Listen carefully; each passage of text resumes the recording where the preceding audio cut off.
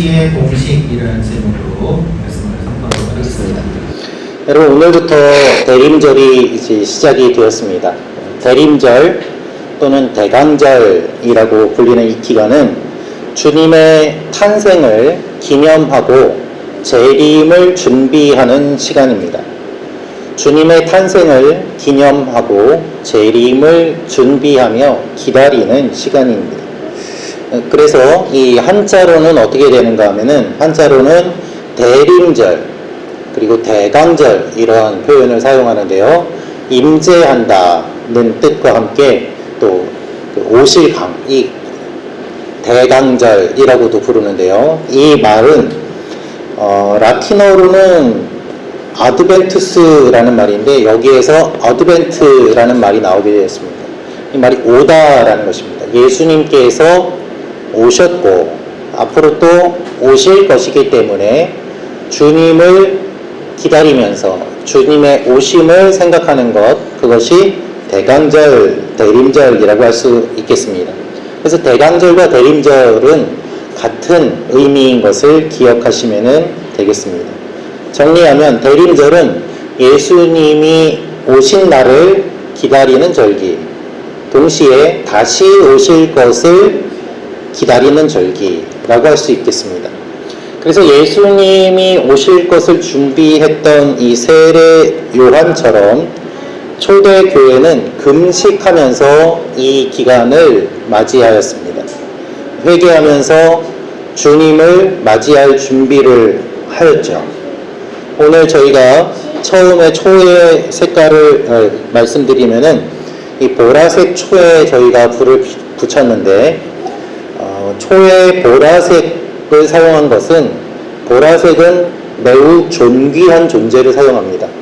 왜냐하면 당시의 염료 기술로는 보라색을 내는 것이 매우 어려웠기 때문에 보라색 자체가 매우 비싼 색이었습니다. 그렇기 때문에 높은 사람, 존귀한 사람들에게 보라색이 많이 사용되었죠. 그래서 첫 초를 저희가 보라색에 불을 붙이면서 매주 하나씩 불을 켜면서 세상에 빛이 늘어나는 것을 우리가 생각하고 우리의 마음을 돌아보고 주님을 기다리는 시간들을 갖게 됩니다. 그래서 첫째 초는 주님께서 다시 재림하실 것과 또 그때에는 모든 것이 끝나는 종말의 시간이 됨을 우리가 상징을 하게 되고요. 두 번째 초에 불을 붙이는 것은 주님을 맞이하기 위해 준비했던 세례 요한을 묵상하면서 우리도 요한과 같이 주님 오심을 준비하는 것이 필요하다라는 것이고, 셋째 초는 주님이 오시는 기쁨을 묵상하는 의미를 담습니다. 그리고 넷째 초는 빛으로 오신 주님의 탄생을 우리가 생각하면서 이 초의 불을 하나씩 붙여 나가게 되는 것입니다. 제가 요 대림절 의미를 설명하고 할 때에 초등부를 섬길 때 얘기를 했더니, 애들은 그냥 의미도 모르고 그냥 불 켜는 거에 재밌어가지고 막 후후 불고 끄고 막 이러더라고요. 어쨌든 그런 것을 통해서라도 아이들 가운데 이러한 기억이 남으면 좋겠다는 생각이 들었는데요. 저는 이 대림절을 묵상하고 말씀을 준비하면서 특별히 기다림에 대한 생각을 많이 했습니다. 기다림을 생각하고 묵상하는 가운데 오늘 말씀의 제목인 이 가치의 공식에까지 이르게 되었는데요. 혹시 저하고 비슷한 생각을 한 사람이 있나 하여 자료들을 여러 가지를 찾아봤는데 찾지를 못했습니다. 그래서 이런 공식을 이야기한 사람이 제가 봤을 때는 아직까지는 없는 것 같은데, 혹시 여러분이 나중에라도 보시면 말씀을 해주십시오. 아직까지는 저의 고유한 생각이고 고유한 법칙을 하나 만들었는데요. 여러분, 경제학에서 이야기하는 가치는 무슨 자산 가치, 뭐 이런 것들에 대한 계산을 하는 공식은 있습니다. 그러나 우리 삶의 모든 영역에 공통적으로 적용시킬 만한 그와 같은 공식은 없었습니다. 제가 계속해서 말씀과 내용을 묵상하면서 떠오르고 정리한 공식을 오늘 이 말씀을 드릴 텐데요. 이거는 우리의 모든 삶과 인생에 다 적용이 되는 내용이고, 여러분, 가치는 유형의 가치가 있고 무형의 가치가 있습니다. 그런데 무형의 가치가 더 가치가 높다고 이야기들을 하죠. 하지만 유형, 무형에 관계없이 우리가 이 가치라는 것을 생각할 때 이 가치의 계산을 어떻게 하면 되는가, 이 공식을 우리가 한번 생각하면서 판단해 볼 수 있을 것입니다. 한번 따라해 주시기 바랍니다. 가치는 의미 곱하기 시간입니다. 네.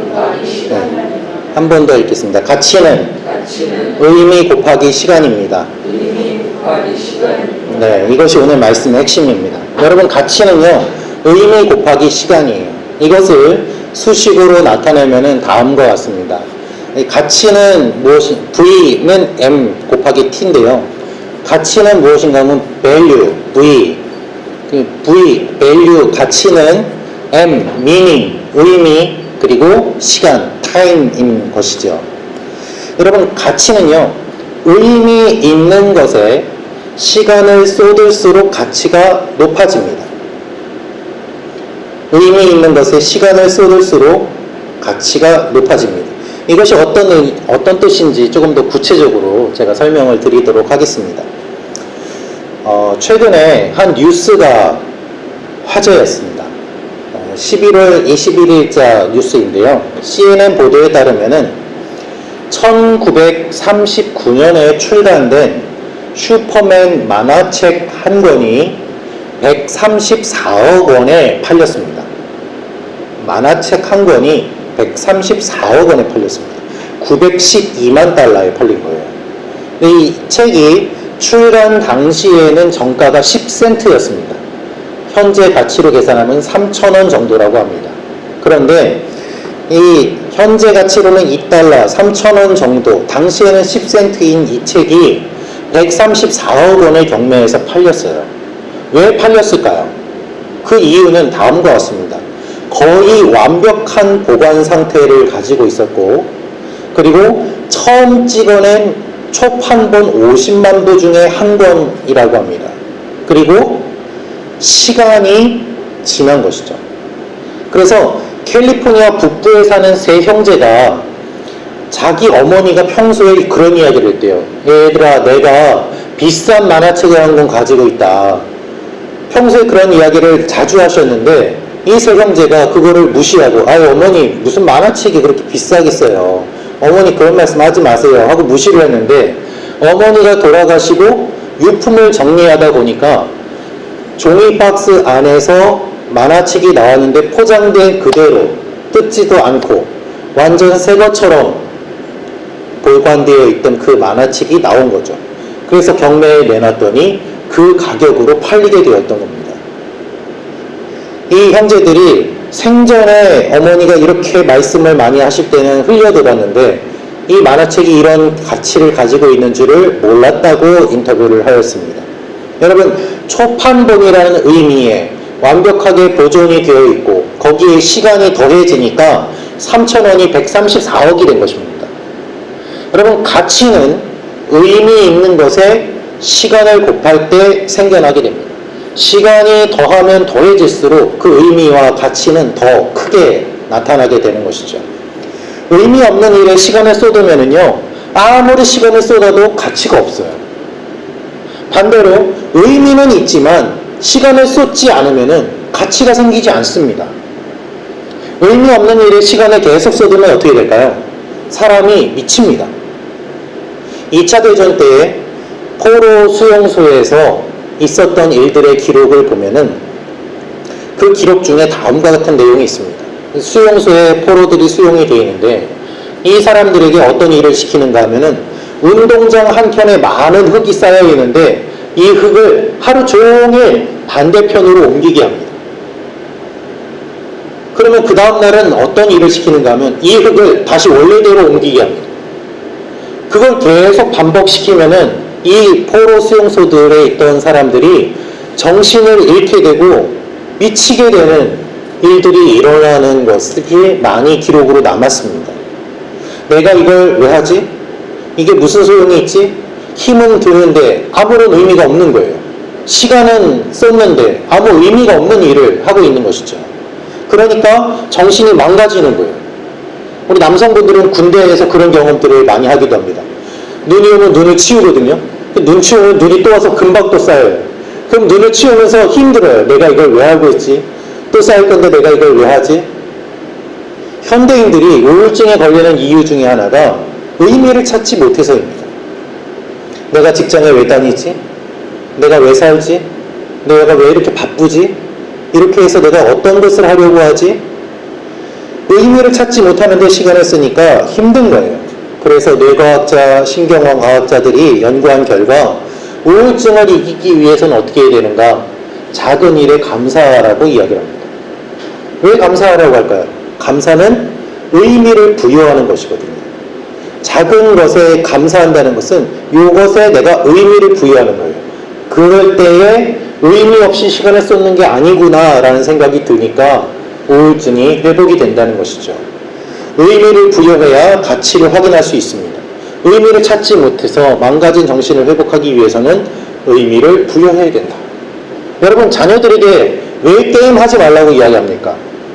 의미 없어 보이는 일에 시간을 쓰기 때문에 그런 이야기를 하는 것 아니겠습니까? 왜 공부하라고 이야기합니까? 의미 있는 일에 시간을 쓰라고 하는 것 아니겠습니까? 드러나는 모습은 달라지지만 결국 원칙은 같습니다. 가치는 의미 있는 일에 시간을 곱할 때, 더할 때에 생겨나게 되는 거죠. 반대로 의미는 있는데 시간을 쏟지 않으면 어떻게 될까요? 그것 역시 가치가 생기지 않습니다. 짧은 시간에 고수익을 보장한다고 하는 말들이 우리를 유혹합니다. 여러분, 그거는요, 사기예요. 왜 그럴까요? 시간이 짧기 때문이에요. 짧은 시간에 수익을 낸다고 유혹하는 것이 사기꾼들의 공통적인 멘트입니다. 로또에 당첨된 사람들이 불행하게 되는 이유 중에 하나는 이 사람들이 많은 돈을 얻었지만 그것을 짧은 시간에 얻었기 때문에 가치를 제대로 몰라요. 그러니까 돈을 마구 쓰는 거죠. 그 결과 금방 탕진하는 일도 일어나게 됩니다. 가치를 제대로 알지 못한 결과입니다. 여러분, 패스트 패션 중에 명품은 없습니다. 명품은요, 일부러 시간을 막 들여요. 만드는 과정을 보여주어요. 시간을 보여주면서 가치를 만들어가는 거죠. 제가 알던 한 집사님께서 신라 면세점에 상무로 일을 하셨습니다. 그분과 같이 교제하면서 에르메스라는 명품의 이야기를 듣게 되었는데요. 그분이 그런 이야기를 하시더라고요. 왜 에르메스가 비싼지 아세요, 목사님? 그러시는 거예요.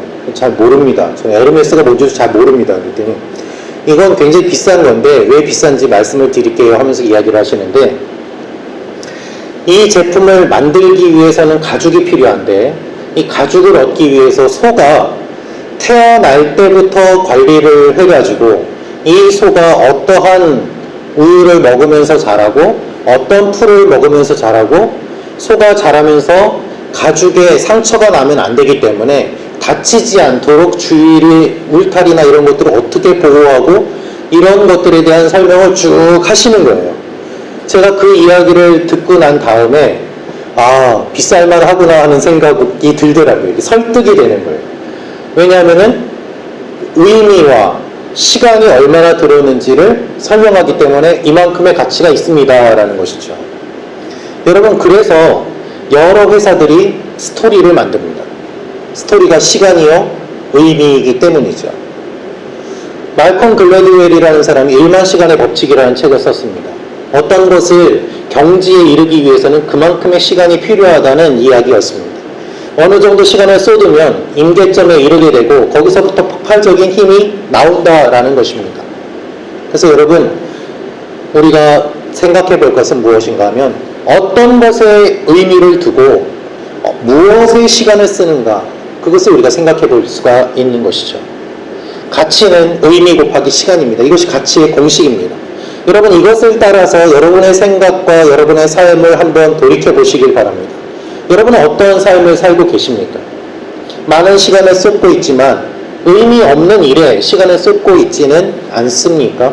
그러면 삶의 가치가 사라집니다. 반대로 의미는 있지만 시간을 적게 쏟고 계시지는 않습니까? 그래서 열매를 얻지 못하고 가치를 누리지 못하고 계시지는 않습니까?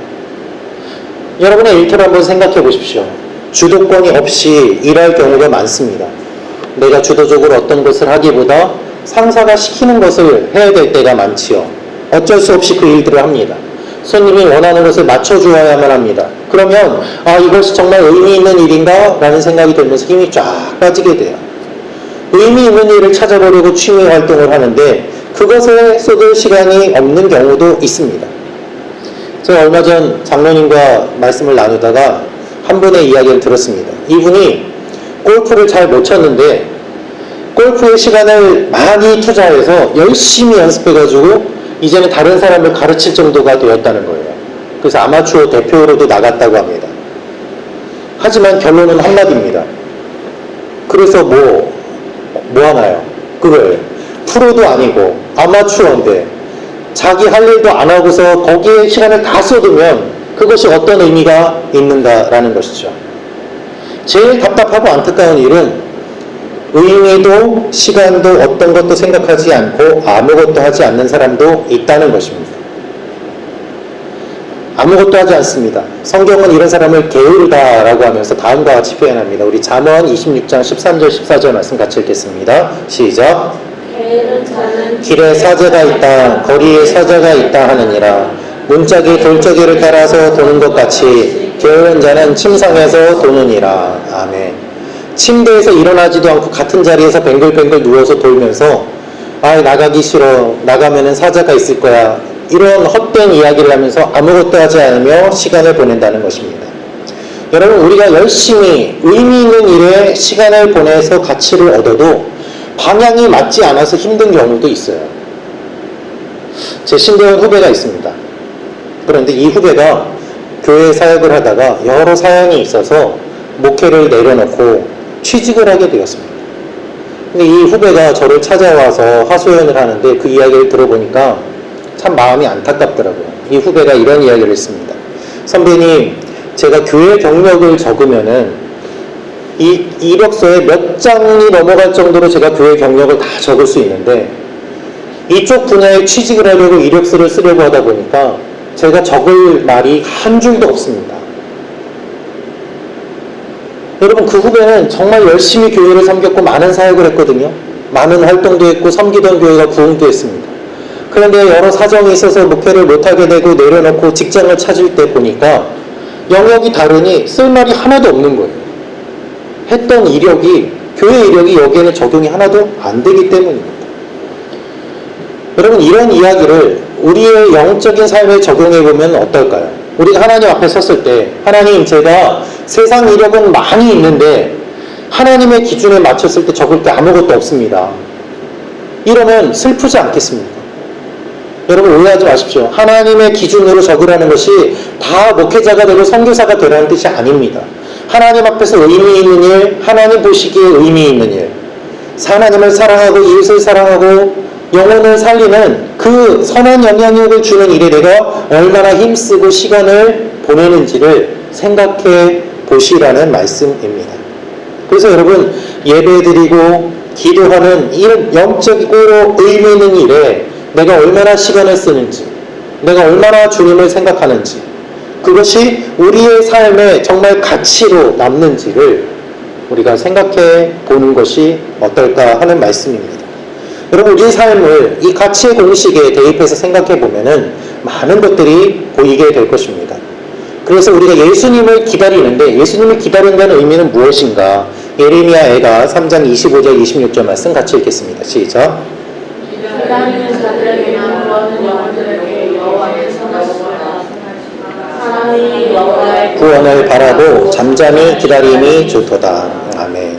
대림절을 맞이하면서 우리는 의미와 시간을 생각하게 됩니다. 예레미야는 기다리는 자들에게나 구하는 영혼들에게 하나님은 선하다고 말씀하셨습니다. 여러분, 하나님은 선하십니다. 주님은 우리 삶의 의미가 되세요. 이 주님을 우리가 기다립니다. 간절히 기다립니다. 다시 오실 주님을 기다립니다. 하루하루 기다리는 것이 쉽지 않지만 그렇기 때문에 오히려 시간이 쌓여가면서 점점 주님이 더욱 귀한 가치로 나에게 다가오는 것이죠. 주님의 가치가 내 안에서 점점 더 커져갑니다. 그것이 대림절의 의미예요. 여러분은 가장 가치 있는 존재세요. 왜요? 하나님이 여러분을 사랑하십니다. 여러분은 하나님에게 있어서 너무 의미가 있는 존재예요. 하나님이 여러분을 살리려고 그 아들을 대신 이 땅에 보내셔서 죽기까지 하셨어요. 아들을 죽이고 여러분을 살리셨어요. 그만큼 여러분은 의미가 있습니다. 거기에 더해서 하나님은 모태에서부터 여러분을 사랑하시고 태초부터 여러분을 사랑하세요. 우리 이사야서 44장 2절 말씀 같이 읽겠습니다. 시작. 너를 모태에서부터 지어낸 너를 도와줄 여호와가 이같이 말하노라. 나의 종 야곱 내가 택한 여수로나 두려워하지 말라. 아멘. 하나님이 여러분을 태초부터 모태부터 사랑하시고 지금까지 우리의 인생을 인도해 주셨고 여기까지 이끌어 주셨습니다.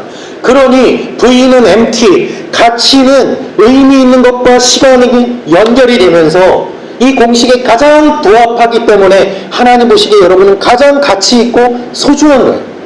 그러면 하나님은 우리에게 어떨까요? 하나님이 세상을 창조하시고 아들을 보내주시고 이 땅에 그 아들이 오셨는데 아담과 하와가 범죄하였을 때 하나님께서는 그 아들을 보내주시겠다는 약속을 주셨습니다. 이것이 원시복음이라고 합니다. 우리 창세기 3장 15절 말씀 같이 읽겠습니다. 시작. 내가 너를 여자와 원수가 되게 하고 내 후손도 여자의 후손과 원수가 되게 하리니 여자의 후손은 내 머리를 상하게 할 것이요 너는 그의 발꿈치를 상하게 할 것이니라 하시고. 아멘.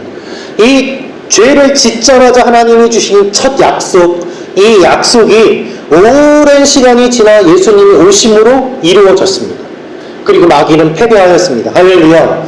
이 하나님의 약속, 의미 있는 일이 오랜 시간 지나 이루어지고 그리고 예수님이 이 땅에 오신 것이 우리가 생각하면 생각할수록 가장 가치 있는 것임을 이 공식을 통해서 알 수 있는 것이죠. 그리고 이 예수님이 다시 오세요. 너희가 나를 본 그대로 내가 오리라 말씀하셨는데 예수님의 제자들은 예수님이 언제 오시나 기다리다가 세상을 떠났습니다. 예수님이 언제 오실지 우리는 모르지만 예수님이 오시는 그날이 점점 가까워 오는 것은 분명합니다. 하루하루 점점 가까워옵니다. 그런데 이 시간이 쌓이면 쌓일수록 주님이 다시 오실 그때 그날 우리 주님은 우리에게 너무나도 큰 가치로 다가와요. 왜요? 내가 이 주님을 사모하고 시간을 들이며 간절히 기대했기 때문입니다. 이것이 주님을 소망할 수 있는 이유예요. 여러분, 우리가 이 대림절을 맞이하면서 오신 주님과 오실 주님을 생각합니다. 주님이 반드시 다시 오셔서 이 땅의 모든 것들을 정리하시고 우리 눈의 눈물을 닦아주시고 가장 귀한 그 주님이 나에게 찾아오셔서 나를 어린 양의 신부로 삼아주시고 나와 함께 하시고 이제는 눈물도 없고 아픔도 없는 그 천국에서 영원히 우리와 함께 하겠다고 말씀해 주십니다. 그래서 이것을 사모하며 이 주님이 나에게 가장 가치 있는 분, 이 주님이 내가 가장 사랑하는 분, 그래서 이 주님을 내가 가장 기다리는 분으로 이 기간을 보낼 수 있는 것이죠. 결론을 보면은 여러분, 우리가 대림절 기간 동안 주님이 이 땅에 오신 사건을 기억해야 됩니다. 그리고 다시 오실 주님을 기대해야 됩니다. 주님을 기다리며 우리는 가치 있는 삶을 살아야 됩니다. 의미 있는 일에 시간을 쏟고 가치 있는 삶이 되기를 주님이 원하십니다. 하나님을 사랑하고 이웃을 사랑하고 사람을 살리며 영혼을 구하는 그 일, 여러분의 삶을 통해서 다른 사람들이 살아나는 그 일, 이 가치의 공식을 기억하며 여러분의 삶을 해석하고 하루를 돌아보며 하나님 앞에 나아가는 여러분과 제가 되기를 주님의 이름으로 축원합니다. 이 시간에 같이 기도하도록 하겠습니다.